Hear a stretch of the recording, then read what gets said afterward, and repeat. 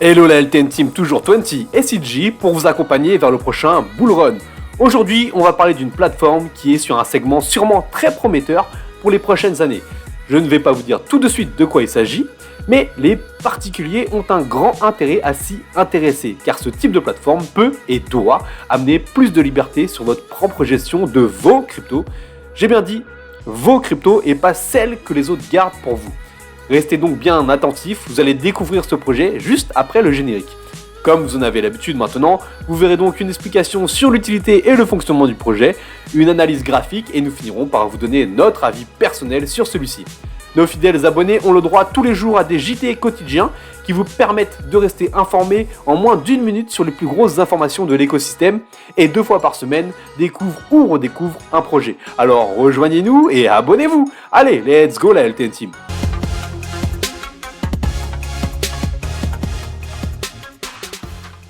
Bonjour à tous, bonjour Tenty. Le projet du jour est celui de PancakeSwap avec son token le Cake. Avec ce projet, on est ici au cœur de la finance décentralisée. Alors avant d'aller plus loin, qu'est-ce que la finance décentralisée ? C'est tout simplement le fait de pouvoir faire des transactions sans aucun intermédiaire entre vous et votre contact. En d'autres termes, c'est comme si vous payez un ami directement avec un billet de main à la main, mais de manière virtuelle comme un virement. Cela n'est qu'un aspect de ce que l'on appelle la DeFi, la finance décentralisée. Nous allons voir dans les minutes qui suivent ce qu'il est possible de faire encore. PancakeSwap est l'une des 2 plateformes les plus connues de la DeFi, l'autre étant Uniswap, qui a par ailleurs déjà fait l'objet d'une émission comme vous pouvez le voir en haut de l'écran. Point important sur PancakeSwap, c'est que la plateforme fonctionne sur la Binance Smart Chain. Et vu l'importance que prend Binance en cet hiver crypto, nous pouvons vite penser que cela va profiter à PancakeSwap dans les mois, les années à venir, car Binance est devenu un acteur incontournable. Déjà, il y a une chose qui fait la force de PancakeSwap par rapport à Uniswap, c'est les faibles coûts de frais grâce justement à la Binance Smart Chain. Vous vous êtes déjà demandé comment fonctionne une plateforme de DeFi ? Eh bien, elle fonctionne grâce à vous.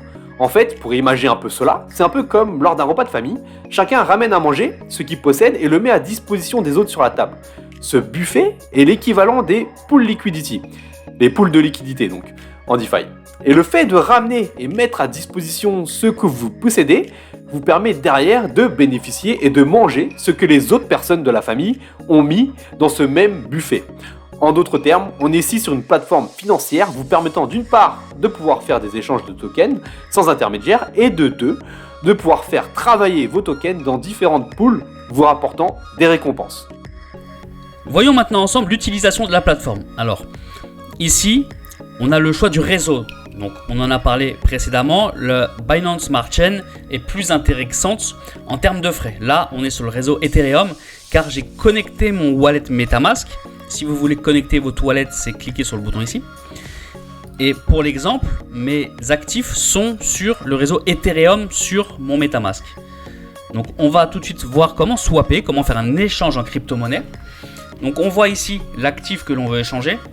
À savoir que là on est sur le réseau Ethereum. Donc on est restreint en termes d'utilisation car il fonctionne sur la Binance Smart Chain. Néanmoins on voit ici mon solde en Ethereum. Je mets le maximum si je veux tout échanger. Bien sûr, il y a les frais qui se déduisent. Et je veux l'échanger, je sélectionne l'actif. On a très peu de choix, encore une fois, car on est sur le réseau Ethereum. On regardera par la suite sur le réseau Binance Smart Chain. Pour faire l'échange, j'ai juste à cliquer sur le bouton Swap. Et hop, instantanément, l'actif est échangé et est disponible sur ma clé Ledger. Donc maintenant, on va revenir sur le réseau de Binance.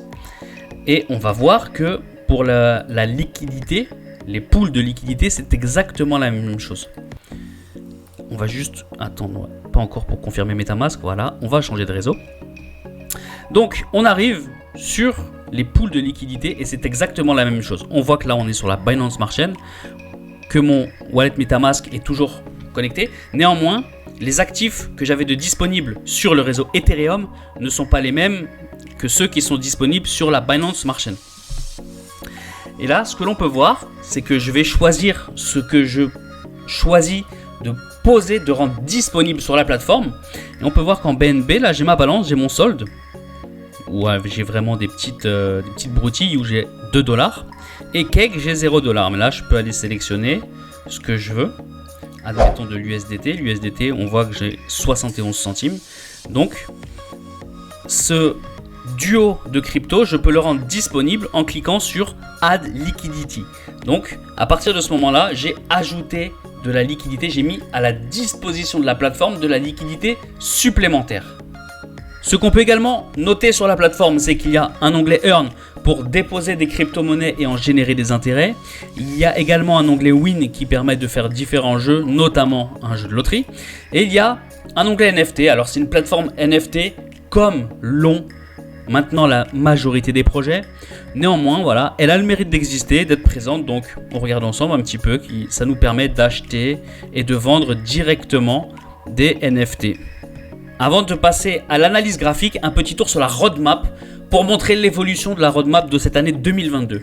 Vous trouverez le lien comme d'habitude de cette roadmap dans la description parce qu'il est important de savoir où va un projet avant d'investir dessus. Donc, pour rappel, dans tout projet, d'abord il faut voir si le projet en lui-même vous plaît, c'est ce à quoi il répond vous plaît. C'est ce qu'on a vu du coup sur la première partie. Ensuite, la seconde partie, c'est de voir où est-ce qu'on en est graphiquement. C'est ce qu'on va voir maintenant. Et bien entendu, nous, on va finir par vous donner notre avis juste après avec CG. En termes graphiques, où est-ce qu'on est ? On est aujourd'hui à 3,948 $. On l'est forcément dans une belle zone d'achat parce qu'on l'est très bas. Maintenant, il y a une chose sur laquelle moi je fais très attention, c'est qu'on est sous le prix de listing du token quand il était listé sur Binance, où il a été listé ici à 9,6 $. Donc, moi, personnellement, avant de re-rentrer dans un token comme le Cake, j'attendrai qu'on soit dans cette box verte ici. Une box qui correspond au prix de lancement et qui a été retestée plusieurs fois avant d'être cassée ici en janvier 2022, avant d'être retestée ici en avril, et maintenant on est en train d'être bas et de latéraliser en dessous de cette box verte. Alors oui, vous me direz 20, si on n'achète pas ici et qu'il remonte ici, on aura perdu cette montée là. Oui, mais là tout de suite, si vous achetez ici, vous n'êtes pas du tout dans une tendance haussière. Donc voilà mon avis là-dessus. Ensuite, en termes de target, on aura déjà ici un gros mur vendeur aux alentours de 24 $. Donc si vous rentrez à 10 $ et que vous arrivez jusqu'à 24 $, vous avez déjà fait plus d'un fois 2.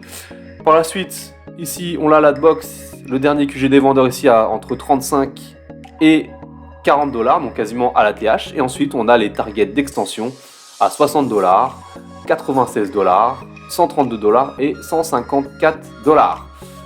Donc voilà, vraiment faites attention à ça. Il faut, je pense, attendre de retrouver une dynamique plus intéressante, plus haussière, plus attractive avant vraiment d'aller re-rentrer dans le Cake.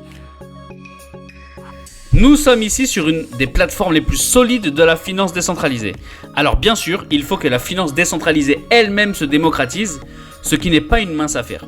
Il faut aussi sortir de sa zone de confort et se libérer de la peur qui consiste à utiliser ces plateformes. Si je fais une mauvaise manip, que je mets un mauvais numéro, je perds tout mon argent. Non, c'est simple comme bonjour. Il faut juste se lancer et faire ce qu'il faut, faire ce qui est indiqué. Passé ces étapes, on rentrera dans une nouvelle ère et dans un nouveau système financier international. Celui qui fera que les banques n'auront plus leur monopole absolu et pouvant contrôler l'ensemble de vos dépenses. Si demain je veux retirer 100 000 $ en crypto pour les convertir en euros, il y a fort à parier que ma banque me bloque mon virement ou me demande des comptes sur ce montant. Pourquoi ? Je dois justifier l'utilisation de mon argent. Avec la future arrivée des CBDC, les monnaies de banque centrale, le contrôle sera encore pire. Il faut arriver à s'émanciper de ce Big Brother et c'est là que les cryptos et la blockchain interviennent.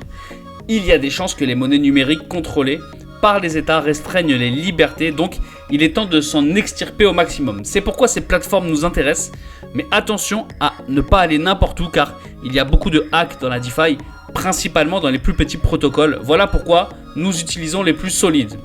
C'est fini pour aujourd'hui. Ciao la LTN Team.